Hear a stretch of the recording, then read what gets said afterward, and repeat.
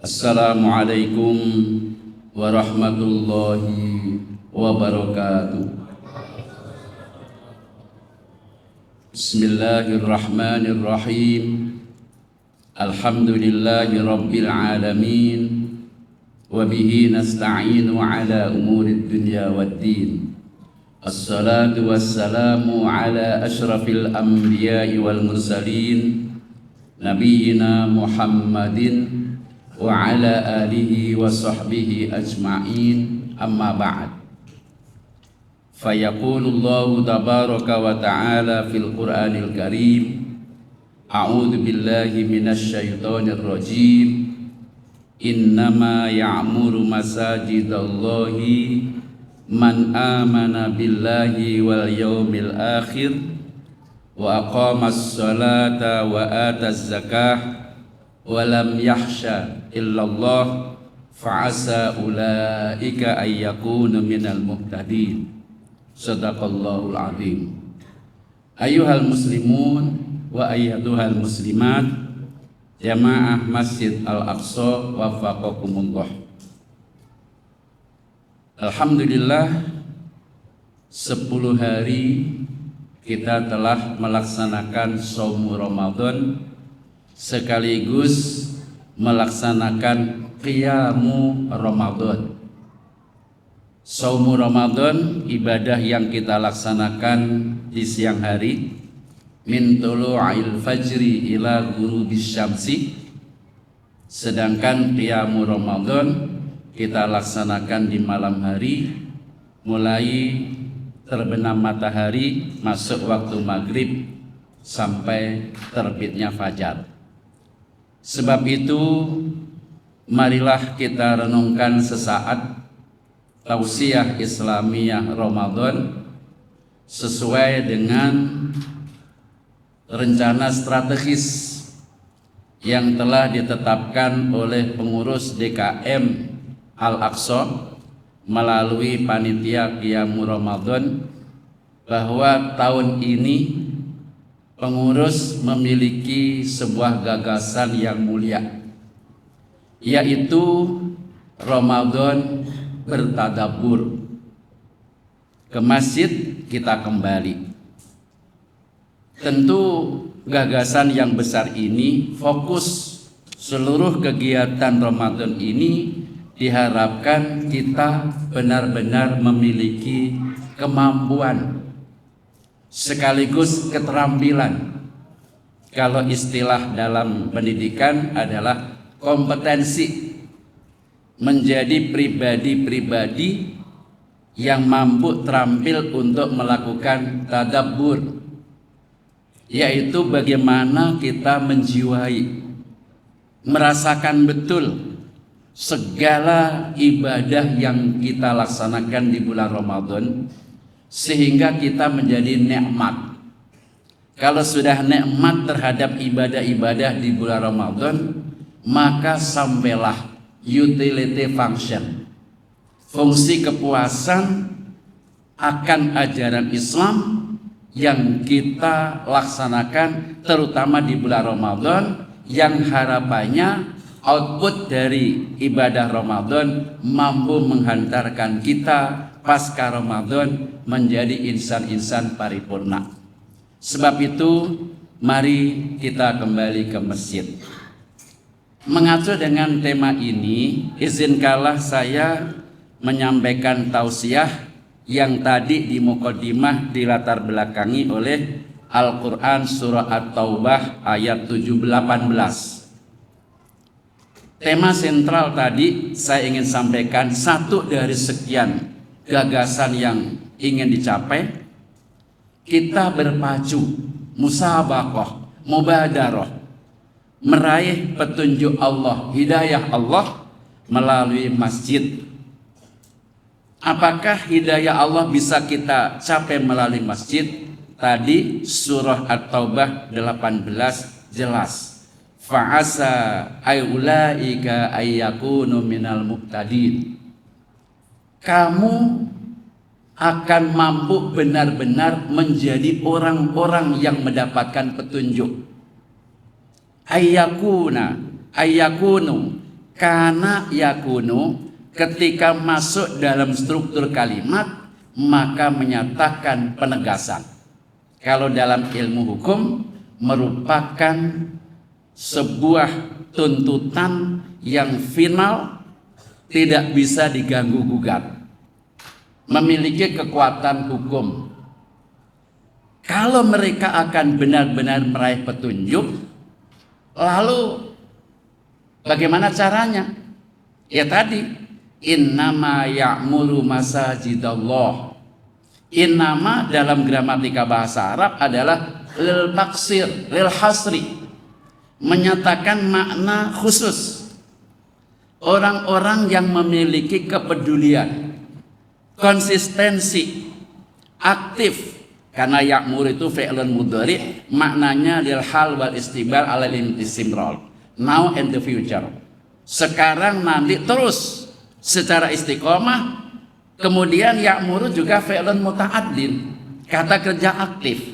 Berarti orang-orang yang secara kontinu aktif untuk memakmurkan rumah-rumah Allah hanyalah satu, man amana billah wal yaumil akhir.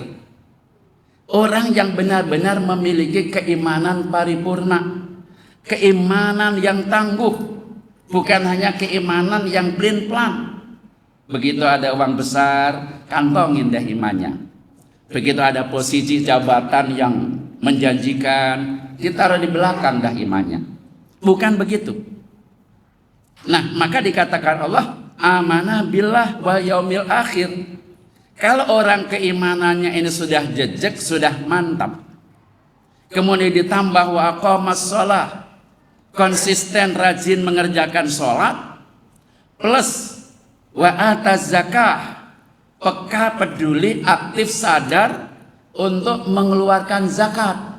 Mau dikasih pengumuman kayak atau tidak, dihimbau atau tidak, dia memiliki kesadaran untuk menunaikan zakat.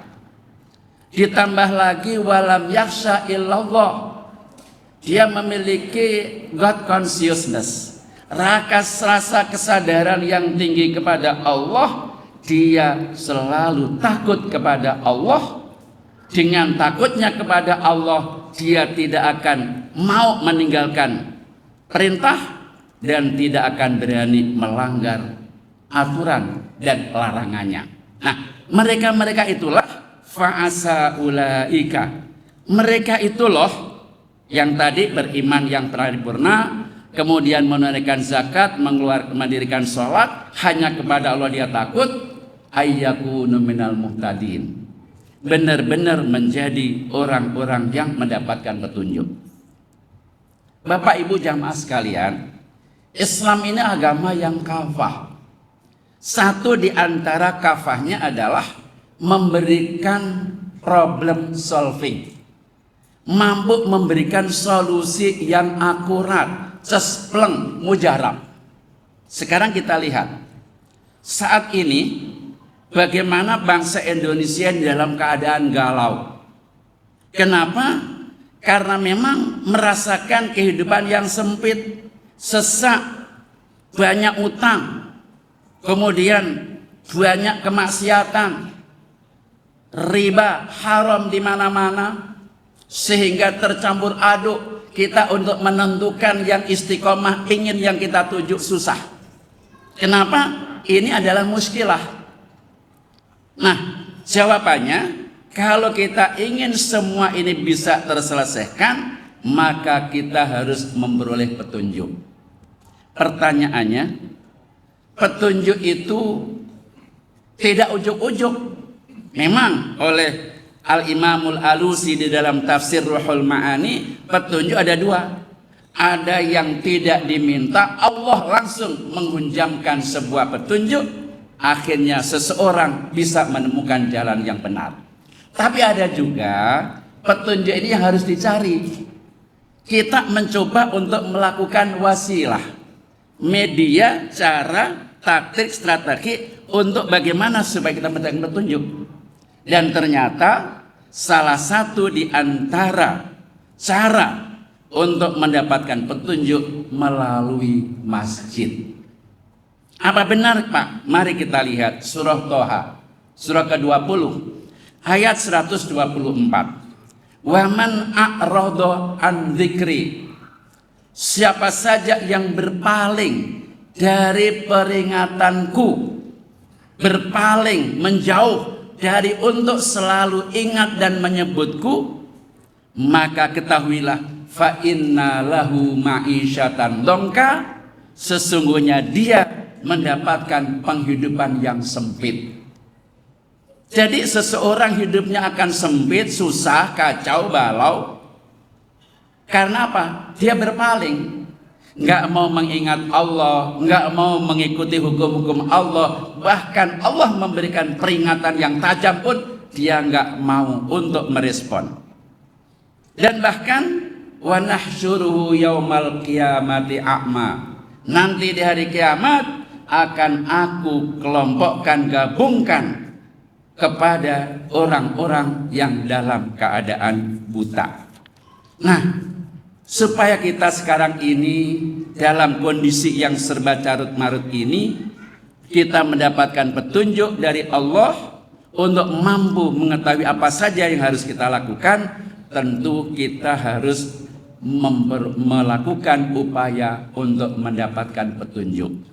Bukankah kita selalu membaca suratul Fatihah, ihdinas siratal mustaqim, ya Allah tunjukkan kami, tuntunlah kami ke jalanmu yang lurus. Mana jalanmu yang lurus? Siratal ladzina an'amta alaihim, yaitu langkah jalan yang dilakukan oleh orang-orang yang telah engkau beri nikmat. Siapa orang-orang yang diberi nikmat? Para nabi, para orang yang menegakkan kejujuran, orang-orang yang mati syahid, dan orang-orang solih. Nah, kita minta supaya kita mendapatkan petunjuk untuk menuju ke jalan yang lurus, bukan jalannya ghairil maghdubi alaihim waladdallin. Bukan aku menuju jalan orang-orang yang engkau murkai, orang-orang yang nggak mau ngikutin aturanmu, dan juga bukan orang-orang yang salah. Nah, di Indonesia ini lebih memilih jalannya orang-orang yang punya power, yang punya jabatan, walaupun itu salah, sesat. Nah, kita diberikan langkah untuk itu.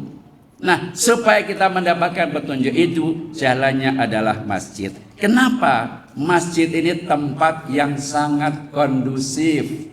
Untuk apa? Berzikir. Tempat yang sangat kondusif untuk taqarrub ilallah. Tempat di mana kita tilawatul Quran. Tempat di mana kita sujud sholat. Tempat di mana kita beristighfar. Tempat di mana kita beriktikaf. Sehingga tempat yang paling tepat, prestisius adalah masjid. Sebab itu Allah memberikan reward, penghargaan. Kalau orang ini memakmurkan masjid, mesti akan kuberi petunjuk. Fa'asa ayyakuna ulaika, fa'asa ulaika ayyakunu minal muhtadin. Dengan demikian, Bapak Ibu jamaah sekalian, mari kita jadikan masjid sebagai al-markaz al-islami, pusat kegiatan Islam, di mana kita mengadu, datanglah ke masjid. Kita ingin peduli, datanglah ke masjid. Kita ingin menetapkan hukum putusan apapun, mintalah melalui masjid. Maksudnya minta kepada Allah, tapi tempatnya di masjid. Ada problem rumah tangga, lari ke masjid. Ada persoalan apapun, harapan, gagasan yang mulia, berdoalah di masjid, musyawarahlah di masjid. Jangan takut kita membahas ekonomi, politik, budaya, sosial, pendidikan, ibadah agama. Di masjid tidak ada larangan. Justru itulah Nabi sejak hijrah ke Madinah, bagaimana membangun Masjid Quba, bagaimana membangun masjid yang sampai sekarang diabadikan Allah, Al-Madinah, Al-Munawwarah, Al-Masjidul Nabawi. Ini semuanya adalah Nabi menjadikannya masjid segala-galanya. Sebab itu, mari sekali lagi Ramadan tahun ini kita fokus untuk memakmurkan masjid, kita untuk membenahi diri, memperbaiki diri, mengembangkan diri, meningkatkan posisi melalui masjid. Insya Allah dengan begitu Allah meridhai kepada kita semuanya, sehingga kita bahagia selamat dunia dan akhirat. Terima kasih, amin ya rabbal alamin. Billahi fisabilil haq wa minhu al-aun wa sadad. Wassalamualaikum warahmatullahi wabarakatuh.